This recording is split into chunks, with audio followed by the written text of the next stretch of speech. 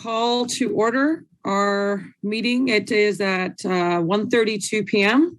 And I'd like to ask the clerk to please do a roll call. Yes.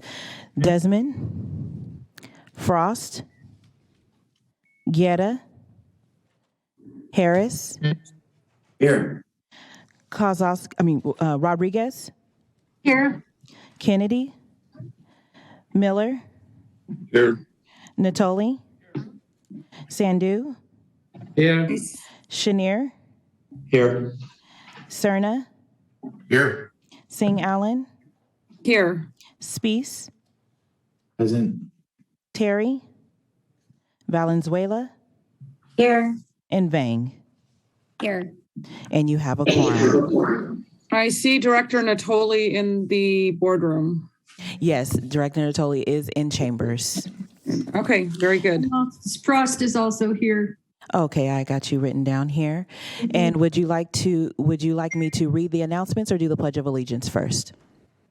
Let's go ahead and do the Pledge of Allegiance, and I'll ask you to lead. Okay, thank you.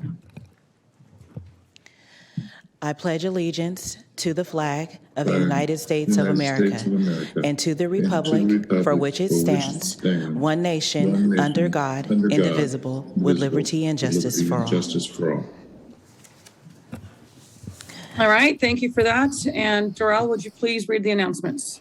Yes. In compliance of directives of the counties of the state centers and disease control and prevention, this meeting is open to public attendance pursuant to health and safety guidelines. The practice of social distancing and wearing face masks is recommended for the health and safety of all persons participating in person during the meeting, although it is not required.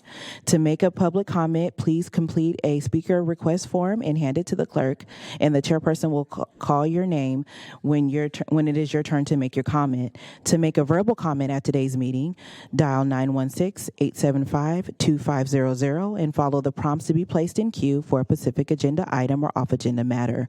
When the chair opens public comment for a specific agenda item or off-agenda matter, callers will be transferred from the queue into the meeting to make their verbal comment. Written comments are always accepted. Send your email comment to boardclerk@saccounty.net, and your comment will be routed to the board and filed in the record. This meeting of the Sacramento Transportation Authority's Cablecast Live on Metro Cable 14, the local government affairs channel on the Comcast Consolidated Communications and AT&T UVerse cable systems.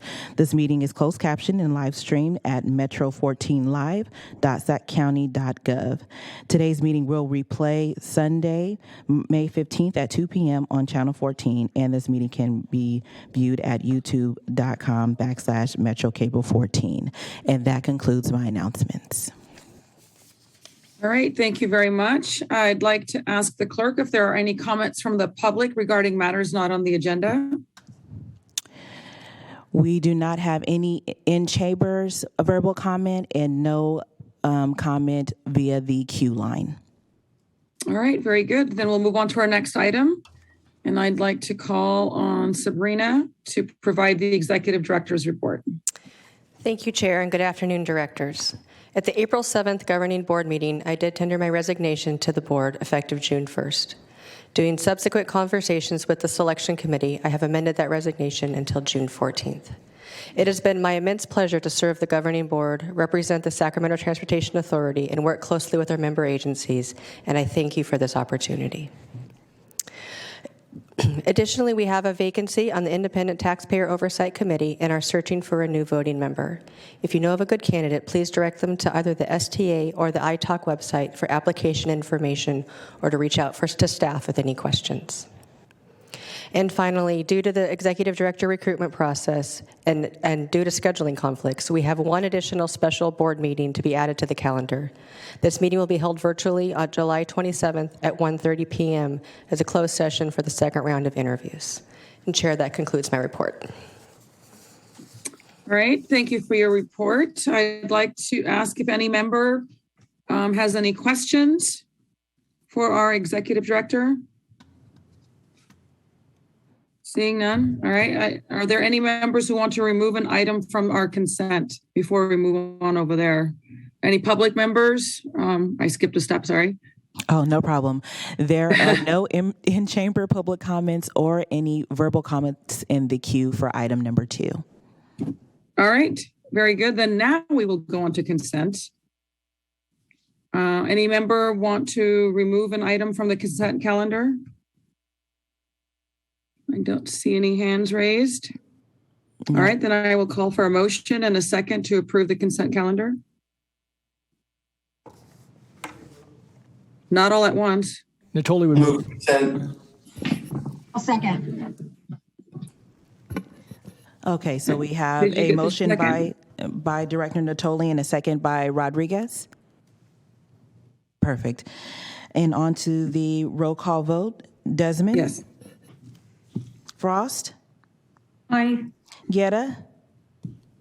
Harris? Aye. Rodriguez?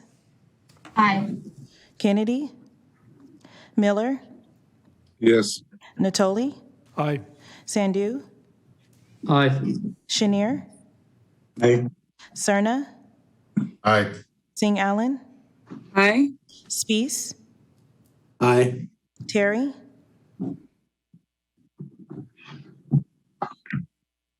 Valenzuela? Yes. Vang? Yes. Terry? Aye. And your motion carries with those members present. All right, thank you. We will move on to our next item, item 6. Introduce draft STA budget for fiscal year 2022-23 and continue to June board meeting. We have a presentation from Tim Jones. Welcome. Thank you, Chair. Good afternoon, members of the board. Today, I'm presenting the highlights from a draft of STA's fiscal year 22-23 budget. The draft budget is complete with exception of the appropriations limit calculation, which will be brought to the board for its approval in June and incorporated into the final budget. This item will be continued to June 1st meeting, at which time the final budget will be presented for adoption. In terms of sales tax revenues continue to outpace even the most optimistic projections. Last spring, the authority's consultant, Avenue Insights, working in conjunction with authority staff, estimated that $143.7 million will come in during fiscal year 21-22. However, that amount was updated to $165.1 million, which is 14.9% over budget, in February of 2022, as new revenues from internet sales and consumer buying trended much higher than expected. The revenue growth rate will decrease to an estimated 5.9% in fiscal year 22-23, when revenues are projected to be $174.9 million. Currently, the Federal Reserve is increasing interest rates, making it more expensive to borrow money. In addition, the federal government has begun selling treasuries and mortgage bonds it has accumulated since the Great Recession and more recently during the pandemic. When combined, these actions will restrict cash availability to lend and which drives up interest costs and will tighten credit overall. The economic impact is uncertain, so staff will monitor market conditions, keep the board apprised of any significant changes, and take appropriate actions as required. In terms of ongoing allocations on the expenditure side, ongoing allocations to member agencies will increase at the same rate as the sales tax revenues in the coming fiscal year.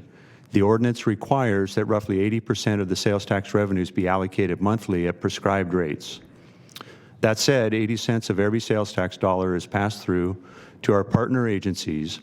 In the current year, the estimated total is $130.2 million, and in fiscal year 22-23, the total is projected to be $138 million. In terms of the CIP is fully programmed, fully funded for fiscal year 22-23, with cash on hand and the anticipated release of about $5.6 million held in reserve for the 2012 series bonds. We anticipate the release of these funds in October 2022 when the bonds are refunded. The CIP for fiscal year 22-23 consists of 15 projects and the Smart Growth Incentive Program.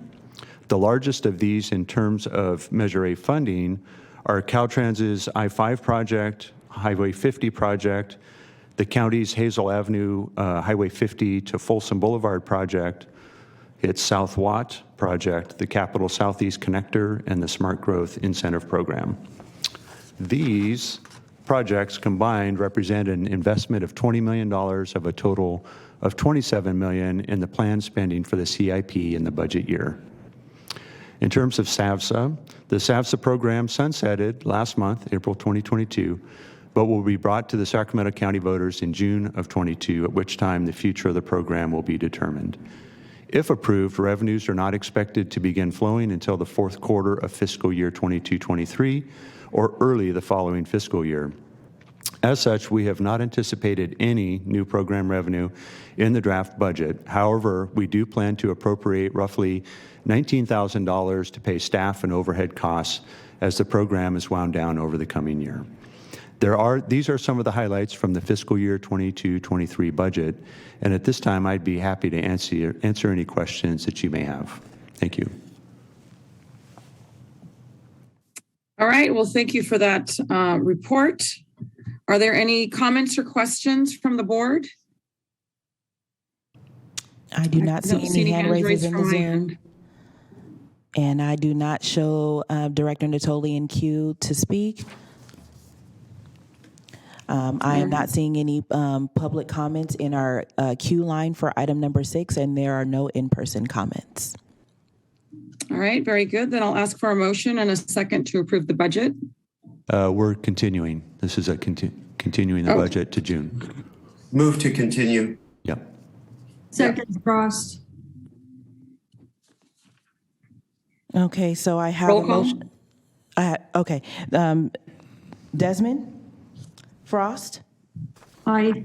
Guerra? Harris? Aye. Rodriguez? Aye. Kennedy? Miller? Yes. Natoli? Sandhu? Yes. Chenier? Aye. Cerna? Aye. Singh Allen? Yes. Spees? Aye. Terry? Aye. Valenzuela? Yes. And Vang.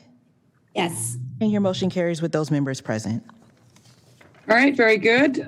We will go on to item number 7, the Sacramento Regional Transit Neighborhood Shuttle and Consolidated Transportation Services update.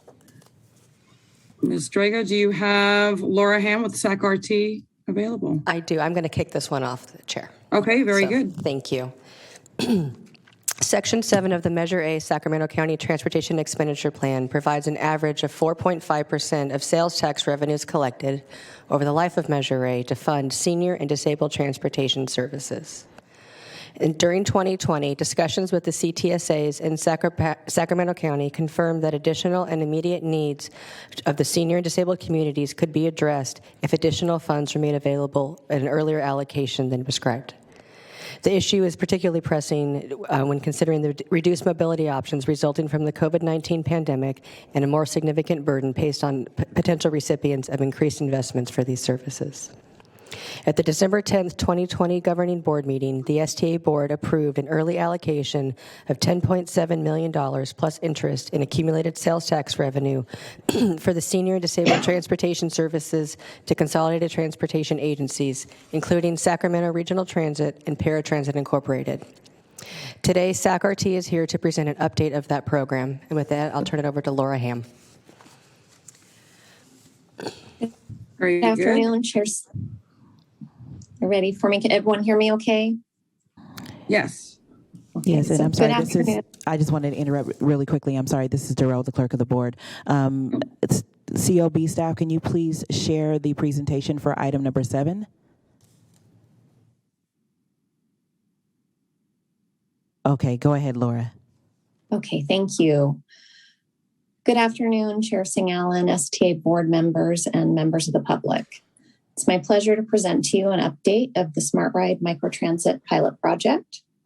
I'd like to start with thanking the STA for its vision. You saw that there was a need for this service in the community and allowed SAC-RT to launch a unique public transportation service that has been extremely well received by the public and also recognized and honored by the public transit industry for being one of the first and largest programs of its kind. We expect to be carrying over 17,000 passengers on Smart Ride this month. our only service line that actually grew significantly during the pandemic. Next slide, please. The next slide provides an overview of the program.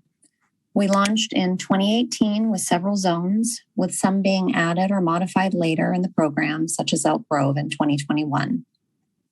There are 9 Smart Ride zones today, each of which is about 10 to 20 square miles, totaling 151 square miles served. The zones are geographically distributed throughout the service area with something for nearly every community. The grant agreement with the STA specified the communities we would serve, and SACRT defined the zone boundaries working with various stakeholders. The main purpose of the service is covering low demand areas, but we also have some more experimental zones and areas with strong fixed route services, such as the downtown zone and the Franklin zone. Smart Ride overlaps with our fixed route services, but on its own covers about 700,000 customers served and 151 square miles. SACRT's services altogether cover about 1.25 million residents total, about 87% of the SACRT service area population of 1.4 million. STA provided the direct operating costs to support the program at $17.9 million total, and we'll go over that funding in a little more detail later in the presentation. SACRT provided the capital support for the program, including the fleet of vehicles. And on average, we have a little over 600 boardings per day. Next slide, please. So this is an example of a more detailed zone map, like what you would find on the SACRT website. It shows a number of key destinations like groceries, schools, medical facilities, the library, the DMV, etc. We also recently discussed adding food pantries to the zone maps for each area. Next slide, please. So to give you a quick snapshot of the fleet, we operate 45 vehicles that are fully accessible to people with disabilities with lifts or ramps, and a mix of gasoline, compressed natural gas, and zero-emission battery electric buses. Next slide, please. To give you a feel for scheduling a trip with the app, if you haven't done so, it's somewhat like Uber or Lyft with a small bus. To request a ride, you enter a pickup address and then enter your destination address, or you can drop a PIN. Then you get notified of your pickup time and exact location. The main difference between Smart Ride and other ride-hailing services is that the trip is confined to a zone, meaning that the pickup and drop-off location need to be inside the same service zone. The wait time is a bit more like paratransit than Uber, but unlike paratransit, you can schedule in real time and schedule a ride and expect it to arrive in 45 minutes. If we are experiencing heavy demand and the wait time is estimated at more than 45 minutes, the customer will be advised to try again later. We learned early on in the program that most customers would prefer to make other travel arrangements than be left waiting for an indefinite period of time. The Smart Ride app will track the bus in real time, so passengers will be alerted when their ride is about to arrive and when their ride is about to reach their desired destination. Passengers without smartphones can also call in for a ride or go online to SACRT's website. The fare is a standard transit fare. Our base fare is $250 with daily and monthly passes, as well as free rides for students K through 12 under the Ride Free program and various forms of electronic payment. There's also an option to give us feedback and a trip rating when you are done with your trip. Next slide. So here we have some performance data by zone. I won't cover all of it, but to review briefly, in general, you see that the larger zones tend to have a longer average wait time, except in areas with lower density or with new development. Our average productivity is 2.9 passengers per hour. Average wait time is 23 minutes, and average ride distance is 2.7 miles. As an example, our Rancho Cordova zone is a good example of a right-sized zone at about 7 square miles.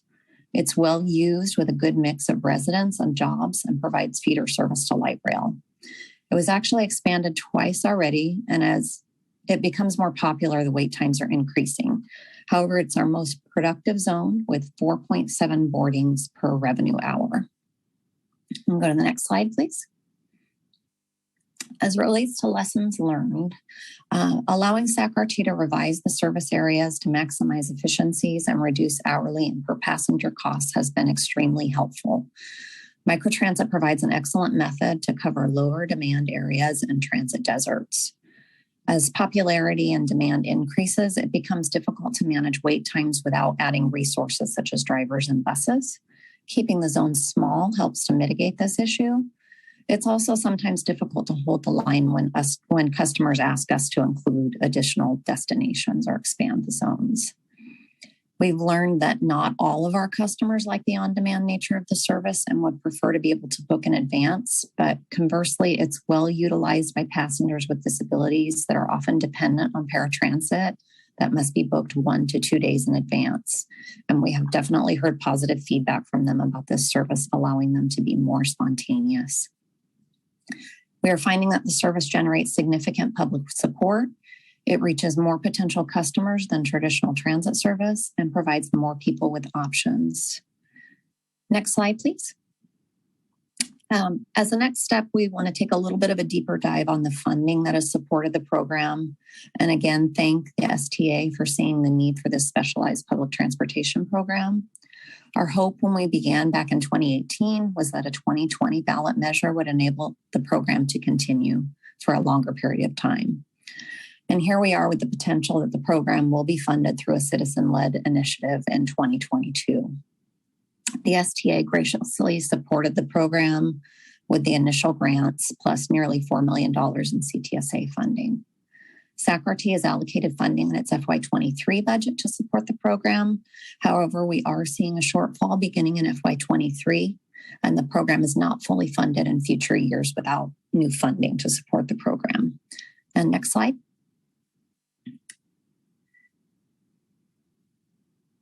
So we know that the service is beneficial to the community and we want to see it continue. We are hopeful that there is a new funding source, such as a measure, so that we are not faced with a tough decision to scale back or pull funds from other services in order to support the program. In addition to the measure, there will continue to be a potential allocation from the Neighborhood Shuttle Program in Measure A, and we could look to other sources such as the Federal Discretionary Program. As a last resort, we would scale back the program to match existing resources based on performance and service standards for the program. We're in the planning stages for service standards for microtransit now, and we would revisit that with you at a future date should we need to consider scaling back the program. Next slide. It's the last slide, actually. So thank you again. I do have Jamie Adelman, SACRT Acting CFO, on the line with me today, and we would be glad to answer any questions you might have. Thank you. All right. Thank you for that informative presentation, Ms. Ham. Any questions or comments from directors? Madam Chair, I have a question. This is Director Natoli. Yes, please. Yep. Laura, thanks for your presentation. I'm curious, and again, we have two members of the Elk Grove Council, the mayor and member of the council on the STA board, but with the statistics for Elk Grove, that started in July of last year, but we show only 6 boardings per day. But when you look at performance standards, if I'm not mistaken, didn't the agreement for annexation to the district require, irrespective of performance, for some of these services to be provided, so there wouldn't be a scale back necessarily? Specific to the Smart Ride, it was contingent upon the grant agreement with STA. We would coordinate with Elk Grove, of course, on any changes to the program and their overall services. We have committed to allocating the same level of service within the first 5 years of annexation. That was my recollection. I forgot the term, so it is within 5 years. So what efforts are being made? I know that some of the job densities and certainly the population served are smaller than some of the others that are on the chart on the one of the pages that you brought forward in your presentation. But what efforts are being made to increase the I guess information to the general public and potential riders about the program if you're only having 6 boardings a day? Yeah, so the issue in Elk Grove that we're seeing is that it was designed as such to cover areas that were lower density and to not compete with existing fixed route services in Elk Grove. We have worked with the staff just recently on a potential expansion of that zone to give us some slight overlap with existing fixed route service and provide greater connectivity, such as maybe a connection at the CRC light rail station. So that's what we're talking about with the community as far as making some modifications to those zone boundaries. As I mentioned in the presentation, that's been very helpful to modify those zone boundaries to improve performance and gain some riders. Okay, good. Thanks, Laura. Thanks, Madam Chair. And thank you for those questions, Director Natoli. I know that our staff works very closely with staff there at SAC-RT in coordinating these different routes. So just want to thank you again, Laura, for your efforts in connecting with staff. Thank you so much. And being proactive with that. Any other directors have questions or comments? I do not see any hand raises in the Zoom, and Director Natoli already spoke. Yep. Any public comments? There are no in-person public comments or verbal comments on the queue line for item number 7. All right, very good. This is just a receive and file, so no action is needed. We will move on to item number 8, Sacramento Abandoned Vehicle Abatement Program, Public Education and Outreach Status Report, presentation by Andrew Fields at FSB Public Affairs. Welcome. Thank you, Madam Chair. Do I is Jen or Sabrina going to give me an intro, or do you want me to just go right into it? Take it away, Andy. You can appreciate that. Roll with it. Get straight to the good stuff. Appreciate that. Good to be back before you guys again today, Madam Chair and members. This is just an update on the Abandoned Vehicle Abatement Program outreach effort that has been ongoing for a little while now. The staff thought it would be pertinent to give an update for where we are now and where we're going to be going over the next several weeks. If we can go to the next slide, we'll get right into the good stuff. So just to remind everybody, our tactic for the first phase, we kind of took a 3-pronged approach. The first was to create a website that was dynamic and attractive, with adding some infographics to make it easily understandable about what the Abandoned Vehicle Abatement Program actually did, what it performed, what it cost taxpayers, to kind of get that basis of information out there. Not only did it allow us to get that information in a way that was easily accessible, but it also allowed us to direct people using the next 2 kind of forms of communication to a place so we could use that as kind of an action item. Click here, go here for more information, et cetera. So we created this website. We put up the infographics. We had the messaging. And then we utilized 2 forms of proactive paid outreach in order to get more engagement. The first was outdoor advertising. We had a 2-phase campaign that we've completed so far. The first was to utilize a billboard mystery campaign, and I'm sure, or at least I hope, that all of you have seen it. We had 10 billboards, electronic billboards around the county. What is SAVSA with the website name, and we'll talk about traffic in a little bit. But we had pretty good traffic going because of that mystery campaign. In order to keep it fresh and to kind of move into the second phase, we shifted from the mystery campaign into a much more straightforward informational campaign for the billboards. That messaging, let us take care of this with an abandoned vehicle. Also, performed very well with us. In addition to that, outdoor advertising billboards on the surface, it allowed us to get the messaging across to literally hundreds of thousands of drivers every day. But it also allowed us to collect geotagged information for our digital campaign. So that was the second phase of our paid outreach, was a digital outreach campaign. In an effort like this, where we're just literally trying to increase the profile of the program, increase information about the program itself to the citizens of Sacramento County, the most effective way would be a mix of digital and traditional mail. We would send out a flyer to everybody, but in order to be equitable with who we want to send it to, we'd have to send it to the entire county. And that was cost prohibitive given the cost constraints of this program. So we relied pretty heavily on our digital outreach program to kind of get as many people as possible. Our thinking was that if we target the high density population areas, we can get the most bang for our buck, and that we can get people to see it. We can kind of geofence particular areas, so that as many eyeballs as possible are getting put, in front of the impressions that we're making in the digital community. So we did that both with high residence neighborhoods and high traffic retail and recreational areas in Sacramento. So those are kind of the three-pronged approach that we initially took. If we can go to the next slide, please.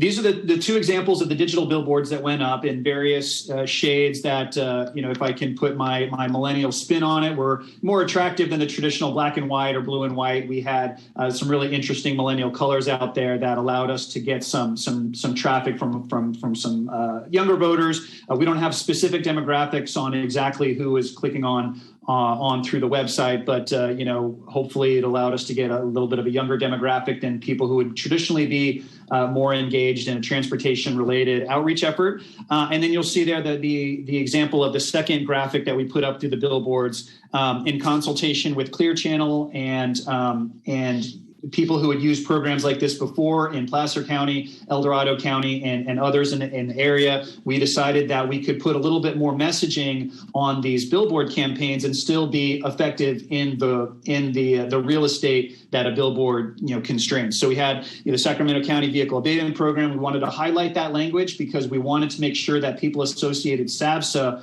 with the official name of the program, which is the Sacramento County Vehicle Abatement Program, with a short message in there that deals with 20,000 vehicles per year. That's an average that we've taken and put in there, and then let us deal with that. I don't know if those of you who are driving back and forth between Folsom or Elk Grove noticed, but each of these billboards was tailored to a specific audience. In that Elk Grove, we put the billboards in colors that were specific to Elk Grove. Likewise in Folsom with their the high school colors and things, and in Sacramento we had purple and black to represent kind of the King's colors and get people more engaged that way, as well as this standard blue color, which I find very attractive myself. Let's go on to the next slide. And I should say, if anybody has any questions at any point during this presentation, there's a lot of information here, and so I want to make sure that we get through it all. But please feel free to answer questions, and I'll happily answer them as best I can. So this is a kind of a recap of the digital outreach that we did. This is actually a GIF that we provided on premium websites that unfortunately isn't showing in GIF form, showing more in static form. But this is a 4-slide GIF that would create kind of the same messaging that is mirrored in our billboards. 20,000 vehicles per year, cost of $1 per year to taxpayers on their vehicle registration. Let us deal with this, that kind of messaging. We wanted to really, really nail down the ROI, the what of the program, so that people could understand, wow, this program is really doing a great job for us in the community, and it's only costing me $1. You'll see here that, the mobile device targeting, we did a premium news, sports, weather, technology website so that, people would actually be, find it on websites that were credible. We did a 2/3, 1/3 split. You'll see that this pie graph, this simple pie graph here, the pre-roll, and that's areas where we were able to put the moving GIF on so that people could get a better sense of the messaging. And then static display are your typical kind of banner ads, where we'd be, think of about a billboard, but that's just placed on a website. We had a total of 160,000 total impressions per week with this digital program, which is actually really good. And we had a click-through rate that was close to 20%, which is actually really strong for a campaign. Typically, we aim for 13 to 15%. That's considered a successful campaign. We got 18 to 19%, sometimes up to 20% on this campaign. So it's really, really, really effective. And one thing that should be noted before we go to the next slide is that we created this digital outreach effort so that if people just saw the digital ads, they would have messaging. They would associate SAVSA with the vehicle abatement program. They would associate it with removing abandoned cars. They would associate it with the high ROI without necessarily having to go to the website. We wanted to create the website so that people, driving past could be driven there, and that we could have people find more information. But even if people weren't visiting the website, and they did, and we'll talk about that in a minute, but even if they didn't, we designed this so that they wouldn't have to, that they could have this information right off of whatever website they were visiting when they saw this digital ad. Okay, let's go to the next slide.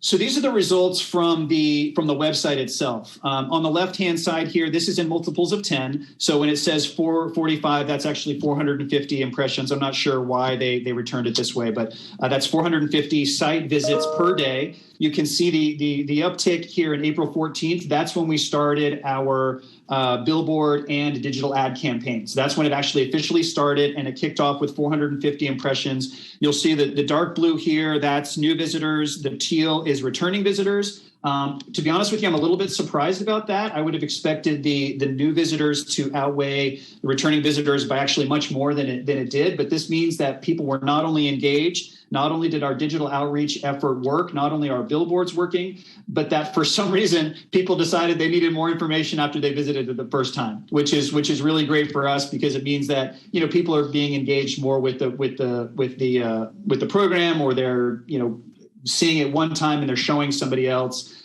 It's actually really good. And you'll see here, you've kind of got dips here on the weekend, which you would expect. That's the effect of having drivers driving by the billboards and being able to retarget them to digital advertising as they drive past one of our digital billboards, and then increase. And you'll see spikes here where we changed out the graphics for the billboards, where it got a little bit tired. People got a little bit used to seeing it. We changed it out, and we got some good bumps here towards the end of April and the beginning of May. Let's go to the next slide. And this is the same kind of traffic report, but this is kind of a report of where people are being directed from to see the website. Most of these are from either directed digital ads that go to people's IP addresses. So, if you've got your mobile phone, and if you're using it on the road safely, with a mapping app, or you've got it connected to the radio or whatever, or even if it's just connected to Bluetooth, we can collect your IP address and then make sure that you're redirected to a digital ad. And so while these aren't specifically directed from the billboards, we can ascertain some causality there to where the billboards are causing us a spike in the in the traffic pattern in concert with our own digital outreach effort. I don't want to spend too much time on this, but you can see kind of the breadth of websites here. And this is just a small sample. This actually goes on for several pages as to where people are visiting the website from. It's kind of a testament to the variety of websites that people are visiting, and the ability that we have to reach different people based on their habits on the digital outreach side. Okay, we can go on to the next slide. So these are the key metrics from the first phase of our program. Like I said, we performed very well. Our bidding model for the digital outreach hit exactly what we expected to as far as targeting. We estimated the cost appropriately, and we were able to place on premium digital as well as pre-roll really well. It says here the click-through rate stayed consistently above 0.1% or 10%. Really, we reached 18 and 19% several times. You'll notice that on the bar graph, we had a couple of dips where it was closer to 10% than it was 20%. But overall, really great. And our digital back-end analysts tell us that this was a very effective program. The unfortunate part is that we can't really translate that into wholehearted support for the program. We know that it's getting in front of eyeballs. We know that people are hopefully understanding it because they're not only visiting the website, but they're visiting the website multiple times. We know that they are being engaged by the creative. We just don't know how much they're being convinced. Unfortunately, we can gauge things like how many people are seeing it. But we can't gauge if those people's opinions are being changed or anything like that. So I will put that caveat in there. So let's go to the next slide. So for our next phase, these are the key messages that we want to get across. We'll likely change course probably towards the May 23rd, 24th timeline. We want to continue the SAVSA strong points, which is the strong ROI, the relatively low cost, and the fact that we're removing 20,000 vehicles from city streets every year. Very engaging point that I think a lot of people really respond to, because they don't want to see abandoned cars just kind of laying on their streets, creating either road hazards or visible blight. They don't want that. So we want to continue those strong points. We want to continue to create a cohesion between the SAVSA kind of shorthand that we use and the abandoned abatement program. If people want to support it, we want people to be able to support it by both the shorthand and the official name of the program. And then for the final phase, we want to create some sense of urgency. As you received in the report just prior, the program has now expired, and we want people to understand what that means. The program is expired, and it means that there's not a free program anymore that's going to tow cars off your city streets. And if you want that, then it's going to take dollars away from other government services and programs. And then obviously the what if question that kind of goes along those same routes. We are creating creative for that now that will hopefully get all those points across. And we'd be happy to submit those to staff for approval once they're fully fleshed out. Let's go to the next slide. So as far as the strategic outreach goes, we're going to pare down the number of billboards we have. Right now we have 2 sides of 5 different billboards, so 10 billboards total. We're going to pare that down to the 3 that are highlighted here in blue. These are shown to be our 3 most engaging billboards, number 1. Number 2, we are able to target this area where we had billboards before. We're seeing a lot of cross traffic there from people who are living in Placer County who don't really care about the abatement program because it's not in their backyards. But also because these are fairly high dense and high recognizable neighborhoods to our digital outreach team, we can target them better with digital outreach than we can with the billboards. So we're going to keep the billboards up in areas that are less densely populated so that we can reach them in specific ways. We're going to keep up the digital outreach in those areas, but this is just to supplement that. And then we're going to increase our digital outreach in the phases where we're bringing the billboards down. All right, let's go to the next slide. And this is what we kind of have proposed for the next section for our digital outreach. Like I said, we're going to change out mid-May to our next set of creative. Right now, our team is creating a 90-second video that we'll be able to cut down into shorter sections to use for various placement online. We're going to bump up our OTT and our pre-roll, which means that if you're watching Hulu or YouTube or even a website like the Cooking Channel and you have an ad that you can't skip or that plays, it annoys all of us, but it's a really effective way to get as much messaging as we can in front of people without them being able to click out of it. We'll have, a 15-second clip. We'll have a 20-second clip. We'll have a 7-second clip so that we can use it in front of those websites that are just kind of short bursts. But you'll see here, this is going to be, kind of a typical week. We'll have 139,000 impressions with a mix of, we call this device harvest comparison for premium display. That's kind of your banner ads, your GIFs, things like that you would find on a normal website. And then we're going to increase this premium pre-roll video and OTT so that we can get more bang for our buck and get greater messaging out there. We feel like we've laid a good foundation for the program in the past, and now we want to further that with this video that will really showcase the SAVSA program. All right, let's go to the next slide. And this is the final slide. I know we want to talk about budget. So we had a $200,000 program at the onset. It's 85% of the money will be used for direct outreach, which, in a campaign like this, we feel like is really strong. We spent about $105,000 between the middle of April to the first, or I'm sorry, from April to May. And now from May through June, we're looking at around another 95,000 or so. The majority of that, as you'll see, is going to go into digital ad campaigns, both in May and June. to re-up the billboard advertising that has been scaled back to reflect not only the shortened timeline but also the fewer billboards that we're be using in that campaign. And then the video production cost is the only other cost associated with this phase of the program.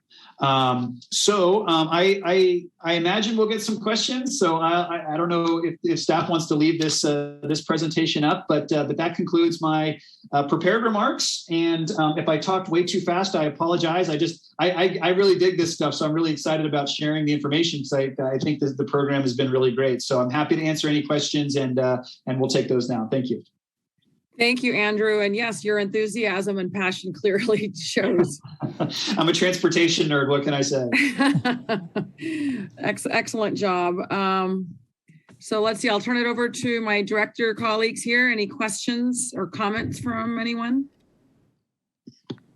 So Madam Clerk, you'll have to help me because I can't not see any hands raised from my end. I don't see any hand raises in the Zoom as well, and I do not see Director Natoli queued up to speak. All right. I'll just make some comments. Very riveting question. What do I see? Go ahead, Director Harris, before I speak. Yeah, I just wanted to ask what you feel the efficacy of the billboard campaign is. I noticed that 2 of the remaining billboards are actually in my district, and so that piqued my interest.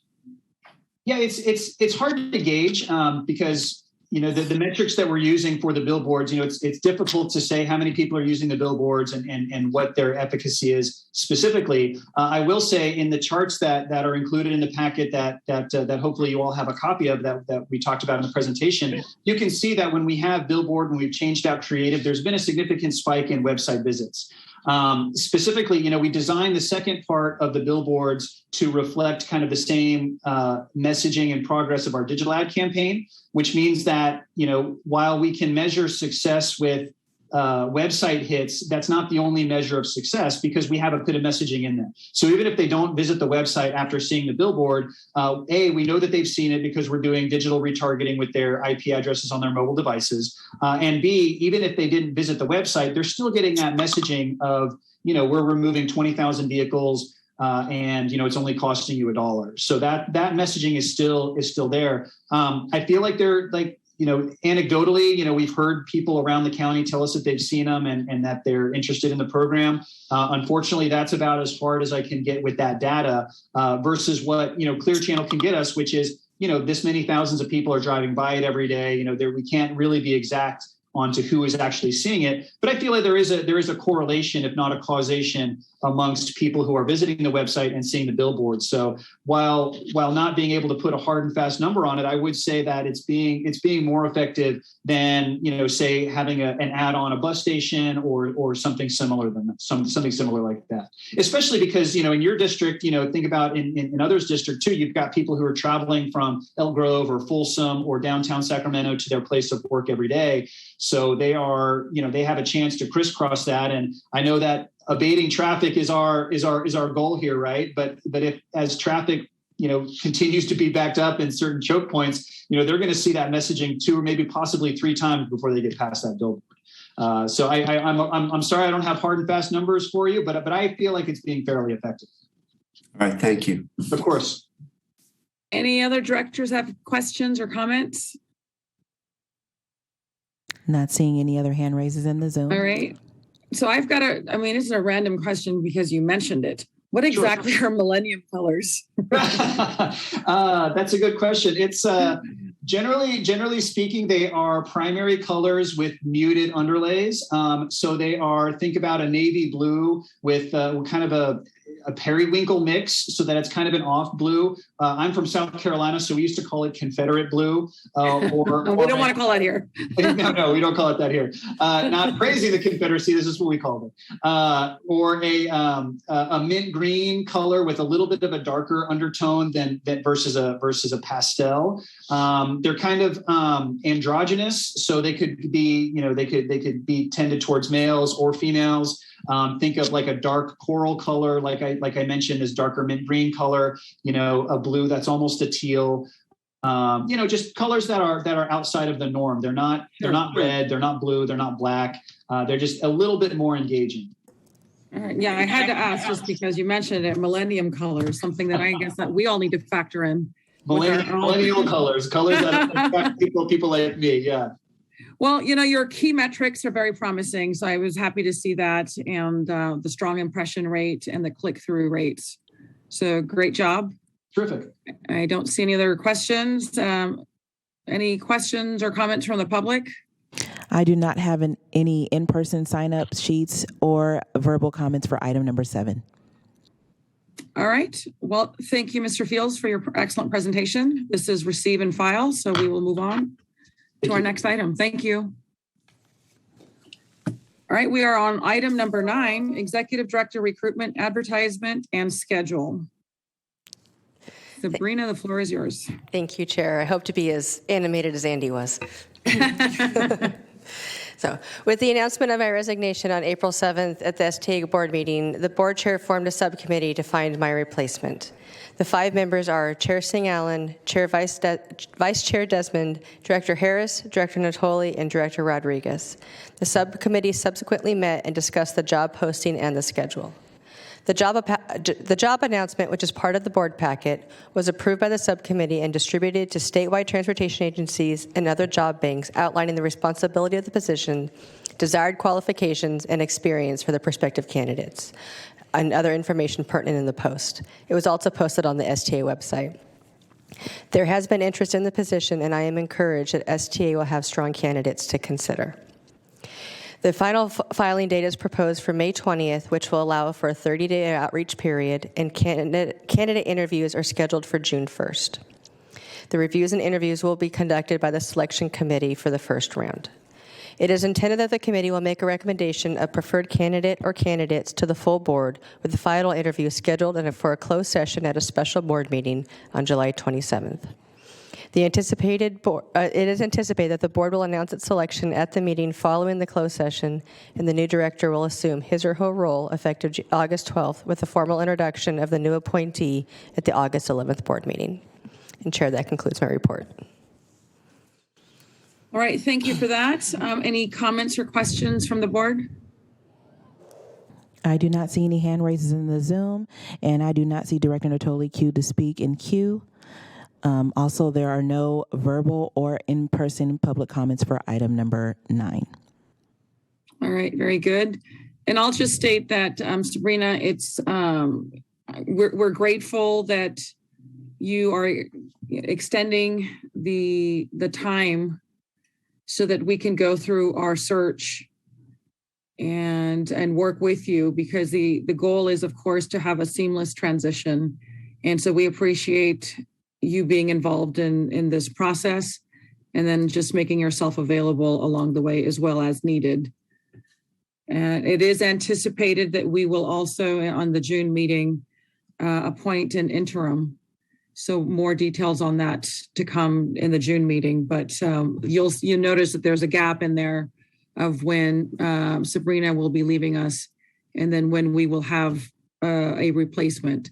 So we will work through that timeline and share it with all of you in the coming weeks. Any comments or questions from the public? There are still no public comments for in-person or on the queue for item number 9. All right, very good. This is receive and file, so no action is needed. We'll move on to item 10, comments from authority members. I'm not seeing any hand raised. Yeah, and I do not see Director Natoli in queue to speak. All right, any additional comments, questions, anything for the good of the order? All right, well, thank you, everyone. And there were no public comments for this item as well. All right, very good. Well, I'd like to thank everyone for your time, and enjoy the rest of your day. We will adjourn. It is 2:26. Have a good one. Thank you. Bye-bye.